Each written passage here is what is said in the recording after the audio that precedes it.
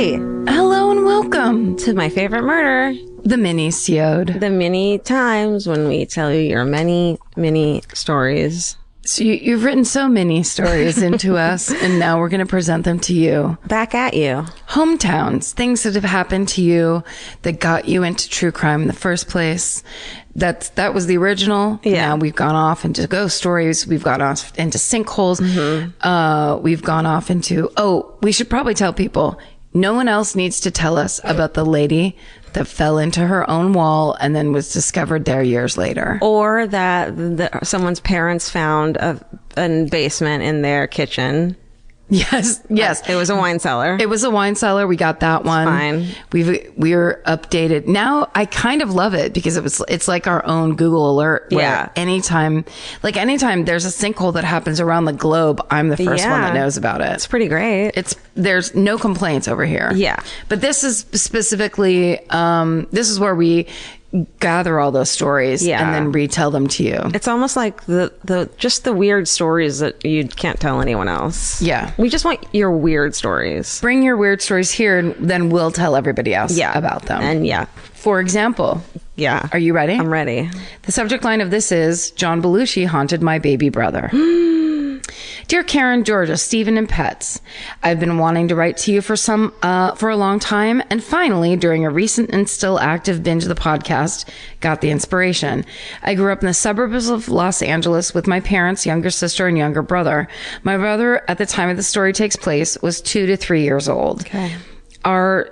One day, our house's septic tank backed up and flooded our entire house. Oh. My mother, being who she is, decided that the only place that could comfortably house a family of 5 was the Chateau Marmont. Oh, girl. Oh, damn. Oh, by the way, these are all Los Angeles based because we're having our Los Angeles show this week. Oh, that's right. In celebration of the Orpheum show that we get to do for you guys this week. Stephen pulled all L.A. County. I went with some Burbank and some Glendale. Yeah. You're going all over. You sprinkled the best of the best. So that's what these are. Okay. So once we're talking about the Chateau Marmont, you know we're in Hollywood, baby. Shit, girl. So this mother of 3 is like, let's get this whole act down to the Chateau Marmont. You know what? This is disgusting. Let's do it. Was your mother Candy Spelling? Okay, so we moved into one of the bungalows, a 2-bedroom standalone house perched above the pool, which just so happened to be the same bungalow in which John Belushi died from an overdose in 1982. Shut up. My parents took the master bedroom. My sister and I shared the second bedroom, and my brother, who was still in a crib, got a large walk-in closet. Enjoy. Throw your kid in the closet. Strange little things would happen in the house, like smoke alarms going off for no reason. They do that all the time. Doors slamming shut. That's the wind.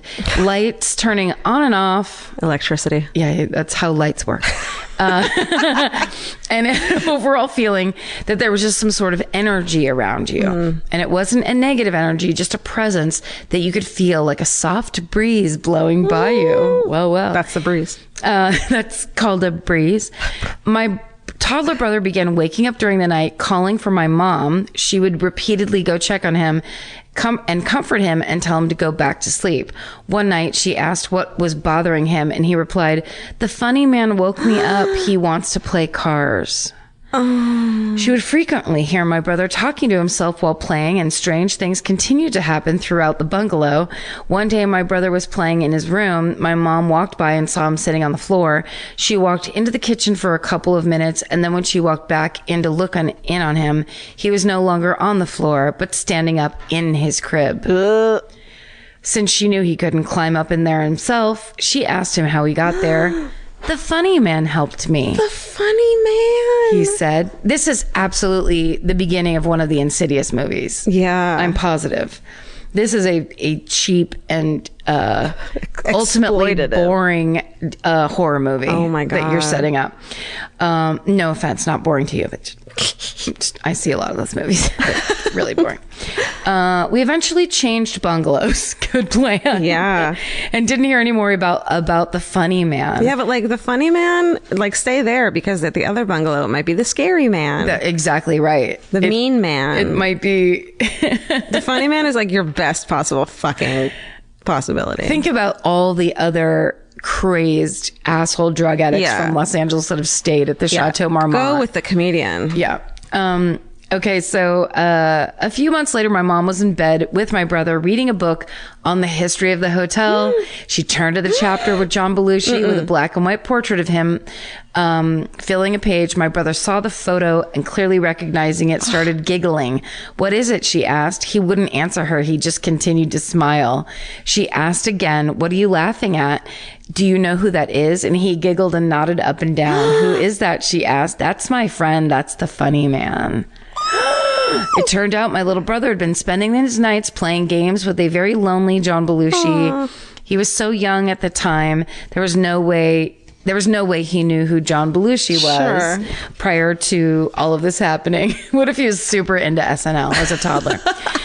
Naturally, no one ever talked about his death in that bungalow to a toddler. Yeah. I hope you enjoyed this ghost story. It made me feel sorry for John Belushi, but I'm glad he found some solace hanging out with my brother and hopefully got a few laughs from him. Stay sexy, don't get murdered, Gina. Oh my God. That's amazing. That is such a good family story. Yeah. That's what we want. We want family stories. Yeah, we could back that up. We could call the Chateau Marmont. We could call your mother. We could call your toddler brother. We want the story. I want the stories that like your family always knows and talks about. And like, that's the thing that happened to Aunt, whatever the fuck. Yep. They were all there. Remember when we were kids and that's that thing that happened. Yes. It might be about a fucking sinkhole. It might be about a thing that was found in the wall. It might be about your grandpa was a murderer. We'll just call them aunt stories from now on. Yes. It's the story your aunt told you. Yeah. All right. Here is one called Murder in a Composting Toilet. Okay. Hey, friends. You don't like it. Composting toilet. So it's where you pee and throw spinach? I don't know. Okay. Let's find out. All right. My name is Ava, and I often listen to your podcast while driving my younger siblings, age 15, 11, and 7, home from school. Appropriate? Probably not. No. Are they now huge fans of yours? Oh, yeah. We got the 7-year-olds? Yes. Hell yes. Fuck you, Disney Channel. When I went to a hippie school in Los Angeles until 8th grade, and one of the things that the school is well known for is its biannual camping trips. Oh, hippie schools, man. Shit. Always giving you those sesame stick candies. Yeah, and like gold stars instead of grades, and like find your own curriculum or whatever the fuck. I want to take a nap. Work at your pace. Yeah. We support your nap. No shoes. Wash your feet. Wash those the wash your feet class. Okay. In 2014, my 8th grade class, oh fuck, she's young. In 2014, my 8th grade class went camping at a strange, intentional community in Central Oregon. Intentional. It was no accident that community was there. I think it's like living your life with intention of like fucking hippies. Okay. How about some rando shit? Yeah, let's That's what make we're shit about. weird and crazy. Come on. It's that thing I'm eating. I don't know. I have no intention of finding out. It doesn't matter. Pull a tastes fire good. alarm. Let's fucking get out of here. So Don't do that, 7-year-old. do it. Essentially living not like us, Yes. with unintention. Right. Okay. Boop, boop, boop, boop, boop, boop. Okay, but intentional community in Central Oregon. Think grown men striding around naked, people living in yurts, and pot everywhere. Okay. It was certainly an interesting decision on the part of the school to take 25 8th graders there for 2 weeks. Jesus. What? But apart from a few leering old men, we had a pretty great time. Were the men naked? Probably. I mean, what was leering at them, you know? Yeah. A few months after we left the community, I heard through the school's camping director and former resident of the community herself that there had been a murder at the community. Apparently, some guy went crazy because his wife was sleeping with another man. So he killed his wife's lover, chopped his body up, and put the pieces into the composting toilet they had on site. A toilet that I had fucking used just months before. Oh my God. So like a composting bin is like you use it to then feed the plants and stuff, right? Yeah. So I think it's just basically instead of manure. having plumbing, Right. or having to like actually lay pipes, if you will. Yeah. I will. you shit into A bucket. a bucket that then there's things in there that break it all down to Okay. return it to the earth. Gross. Right. Okay. I'm not going to explain how a composting toilet works. Well, and I just tried to, but I could absolutely be wrong. Well, she says because I'm not exactly sure and I don't feel like it. Okay. But I will say that the toilet was a great place to put a body because it already smelled like decomposing matter from all the compost. Ugh. The body wasn't found for weeks after the killing, and when it was, I don't think anybody in the community really said anything to authorities or outsiders. What? The only reason I heard about it is because this employee at my school is friends with the people in the community and knows I love hearing about scandal. And Scandal. Yeah, it's not scandal. And told me all about it. All I know is that the killer was exiled from the community and presumably unleashed upon the rest of the world shortly after the discovery of the victim's remains. God. Anyway, that's my hometownish murder. Hope you enjoyed it. Stay sexy and don't use a composting toilet, Ava. No problem, Ava. Ava, I was about to use one, and now I'm going to go use indoor plumbing. Holy So moly. essentially, it's like a nudist colony. For hippies and people who like want to pretend that eating like a nut loaf makes them a better person than me. Okay. But then also people who have no respect for the law. Right. Well, yeah, like fucking street justice. Don't you fuck my wife? You know? Yeah, but no. No, 100% no. Listen, grow up Look. and put some clothes on.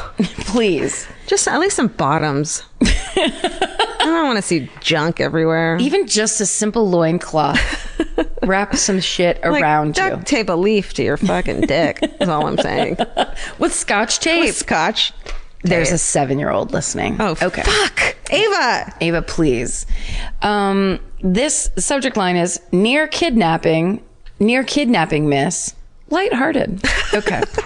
Hi, MFM fam. So, my mom and all her 9 brothers and sisters grew up in Pacoima, California, which, as Georgia says, even though she grew up around Los Angeles, she still has no idea where it is. I stand by that. You probably know it from La Bamba, as Richie Valens grew up there too. Yes. Yes. Best movie. Anyway, they lived about a block away from the elementary school they all, and most of their children later on, attended. One day, my aunt was walking home alone from first grade. Early Goodbye. 70s, am I right? Go home. Yep. Good luck. You're 6. When a strange, let's ask the 7-year-old listening right now. Yeah. How much would that freak you out Can you if you had to imagine? walk alone for 4 blocks to your house? Imagine. mean- They don't do it anymore. No. It's not done. And most of us had more than 4 blocks to walk. Yeah, I think we had a solid 2 miles. Yeah. Uphill. Yeah. Okay. Both ways. Both ways. Okay. So she's walking home alone from first grade when a strange man in a car calls her over and tries to lure her in with the phrase, Oh, no. "Come, eat chicken." No, that's not going to work on a 6-year-old. Sorry. She was, of course, freaked the F out and ran home crying, where she promptly told her 8 other brothers and sisters what happened. I guess since older siblings can be assholes, and she did make it home, they teased her about it for years, chasing her around and calling, "Come eat chicken." Oh, my God. At her. This near kidnapping was used as a cautionary tale for all the kids in our family to show that you don't have to be far from home to be taken. But also everyone will make fun of you about it for the rest That's of it. right. That usually it's in your worst time when your siblings will find a thing to hang over your head for the rest of your life. God. When my own son at 8 years old tried to convince me that he was old enough to walk the block home from his own elementary school, I told him this story as one of the reasons why close to home doesn't always mean safe.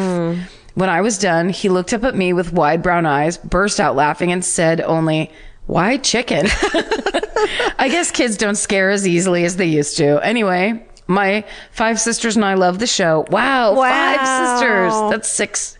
There's 6 sisters all together. What's wrong with your Listen to the brothers? show. What's that? What's wrong with your brothers? Why do they hate us? Oh, because they don't like fucking vocal Real fry. life. Fuck Oh. you. Whoops. SSDGM Veronica. That was a great story, Veronica. Oh, come eat chicken? Come eat chicken. I picture it's the most interesting man in the world from the Dos Equis commercial sitting in a shitty car. And it actually, he really just wanted to feed her like his new recipe of like the best chicken in the fucking world. That's right. He's like, you must try this. My spices. So spicy. It's been brining in beer. All right. Okay. Boop, boop, And just a drop of mayonnaise. Ew. What? I'm a chef. Oh, right. Drop of mayonnaise. Mayonnaise. Why is it so loose that it's dropping? Ew. Ew. Ew, but you know why? Because I left it out in the sun. Picture the smell of mayonnaise right now. Go ahead. I'm going to let you do it. No. It's so sour. Yuck. Do it. Okay. Because you making me do that now, you know my mayonnaise memory is when my mom would deep condition her hair on the weekends by putting mayonnaise in her hair. Like me. And wrapping it with saran wrap. And she had long nails and she would get mayonnaise under her nails. Oh, yeah. I don't know was why I did that. A nightmare. No, I remember that of this just disgusting smell. Yeah. But the softest hair. I mean, really nice Just hair. the softest, smelly hair. It smelled like for 2 shampoos after. All right, listen. Look, you can afford Alberto VO5 I can now. afford a $1.99 pack of fucking single-use Alberto VO5. That's right. Heat it up in a glass of hot water. That's right. With America's #1 meal kit, HelloFresh, you'll get easy, seasonal recipes and pre-measured ingredients delivered right to your door. All you have to do is cook and enjoy. HelloFresh makes cooking delicious meals at home a reality. From step-by-step recipes to pre-measured ingredients, you'll have everything you need to get a wow-worthy dinner on the table in about 30 minutes. Say goodbye to endless grocery store trips and takeout. HelloFresh has you covered. There's something for everyone, from family recipes to calorie smart and vegetarian, and fun menu series like Hall of Fame and craft burgers. HelloFresh has more 5-star recipes than any other meal kit, so you'll know you're getting something incredible. HelloFresh is flexible and it fits your lifestyle. Easily change your delivery days, food preferences, and skip a week whenever you need. Break out of your dinner rut and make deliciousness part of every week with HelloFresh. I love that even though HelloFresh is super easy and they make it really basic and like straightforward, you still feel like you're cooking this like incredible home cooked dinner. And that makes me feel good about myself. And that instead of just ordering takeout, I'm actually making something and preparing something at home. And that just, it feels good. So for $80 off your first month of HelloFresh, go to HelloFresh.com/murder80 and enter murder80. It's like receiving 8 meals for free only at HelloFresh.com/murder80, promo code murder80. Go buy.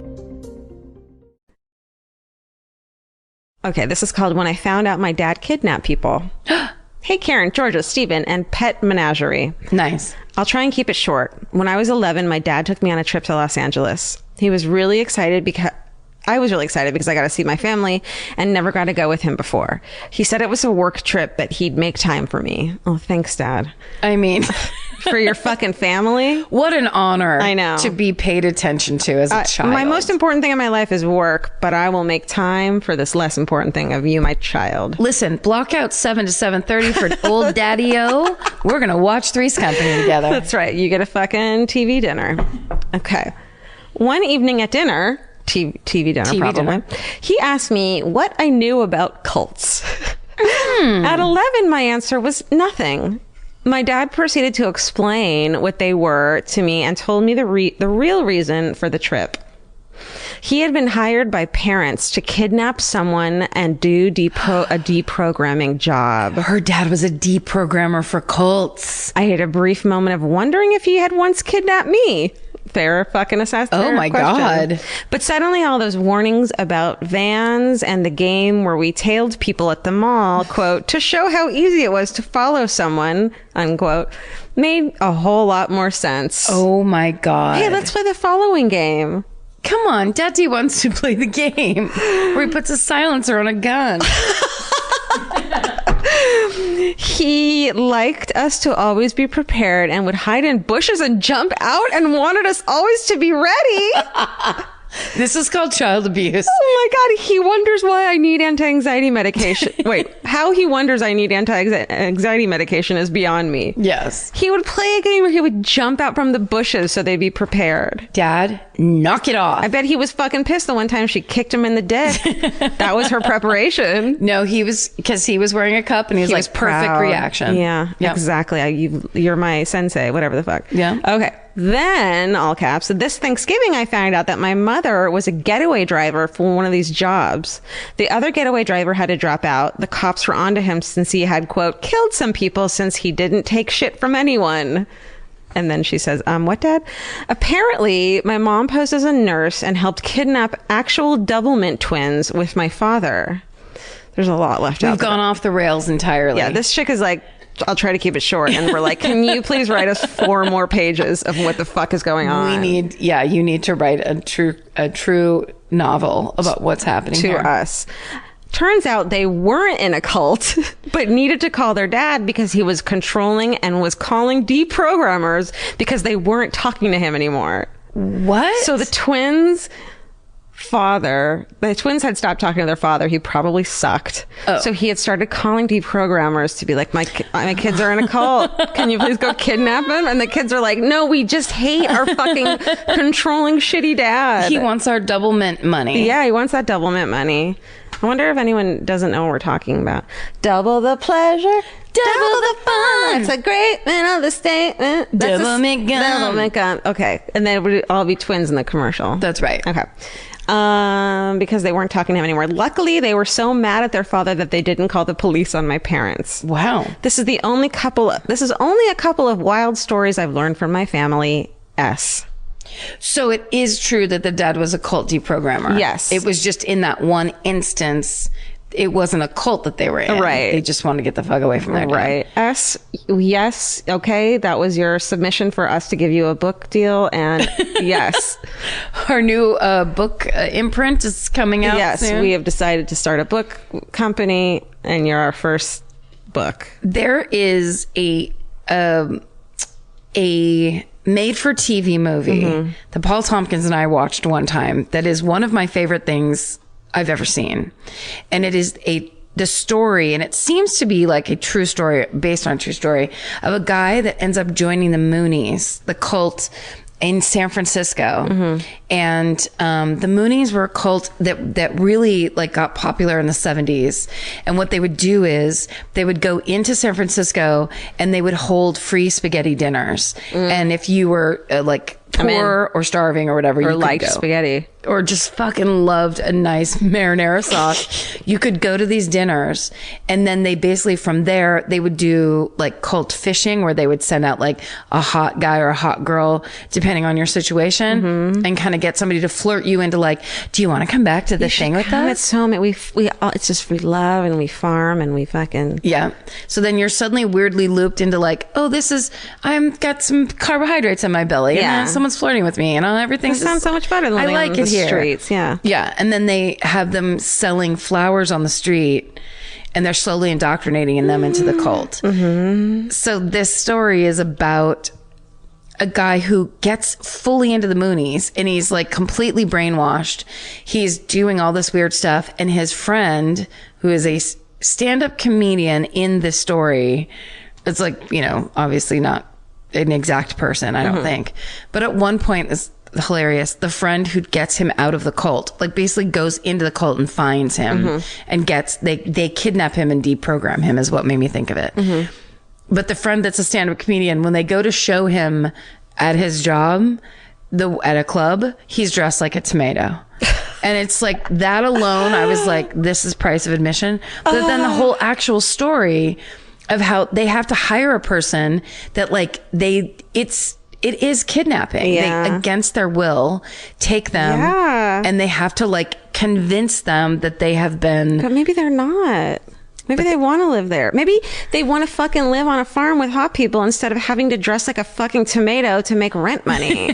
And then barely. Which is true, except if the farm life would have been great, but they're not, that's not where they live. They get like basically, it turns into slave labor. Okay. And it turns into these people that are like weirdly dedicated. They don't sleep and they don't eat that much. And they're just out like running around trying to sell flowers in the streets of San Francisco, but lying. In clothes and not a tomato costume. That's exactly true. They're not dressed like vegetables. But all of their hard work goes to the Yeah. Reverend Moon, who is like a billionaire. That's why some Moonies from the Reverend Moon. Ooh, Yeah, he I'm was in gonna- charge. And that's a real thing. It's a real thing. Okay. And he was like an arms dealer. He got so rich off of the cult Shit. that he was like a real. It's waned, seriously. But I should find the name of it. I'm going to watch it. I'm going to try to do less describing made for TV movies. Why would you do that? We have a whole spin-off podcast that we're starting with our book With our book imprint. book imprint. Yeah. And they're gonna go together. They're gonna be like companions. It's a companion piece Right. where someone will tell a true story from their life, and then I'll just say, Oh, that "Hey, reminds that me of-" reminds me of a random thing." Exactly. And thank you, Stephen. This was a 1981 Canadian drama film called Ticket to Heaven. Ooh. I really recommend that you watch it. It's amazing 1981 style entertainment. Canadian 1981 style entertainment, even. But then you really get to watch somebody get extracted from a cult. And they had a thing, I don't know if it was all cults like that or if it was just in the Moonies, but they showed you how to kill yourself if you want to. No. Really? Like cutting your wrist. Well, just that there's a way to do it. Yeah, I know. But then there's a way to cut your wrist where you won't die, but you get out of, once you get yourself to a hospital, you can't get re-kidnapped out of the hospital, and the Moonies will come and get you. Wow. To get yourself out of like your parents' house, essentially. Oh. Or the family or wherever you've been kidnapped to. Like they know that people are going to do that, and they basically tell you, attempt suicide so you can get out of there and we come take you back. Don't do. If someone's telling you attempt suicide as the solution, even if they know you're not getting killed, you're in a cult. You pause and get your hands on some protein. Yeah. Because it's a big thing where they keep you awake and they feed you a sugar. Nut loaf constantly. You must demand soy. Just eat a chicken. Come. Try this chicken. What was it? Oh my God. Come have chicken? Have chicken. And that is a full fucking story. He was trying to get her out of a cult. Yes. Of her He was family. he's the chicken deprogrammer. Dude, this fucking goes all the way to the top. This goes straight to the bungalow at This is the fucking composting toilet of truth. Los Angeles. You guys kicked ass with your hometowns. Yeah, thanks, guys. Those were all fascinating. There's Send- celebrity references. Yeah. That's all we care about. That's all we care about. Send your weird family stories to myfavoriteMurder@gmail. And thanks for listening. Yeah, and stay sexy. And don't get murdered. Goodbye. Goodbye, Elvis. Want cookie? Whoa. Bye.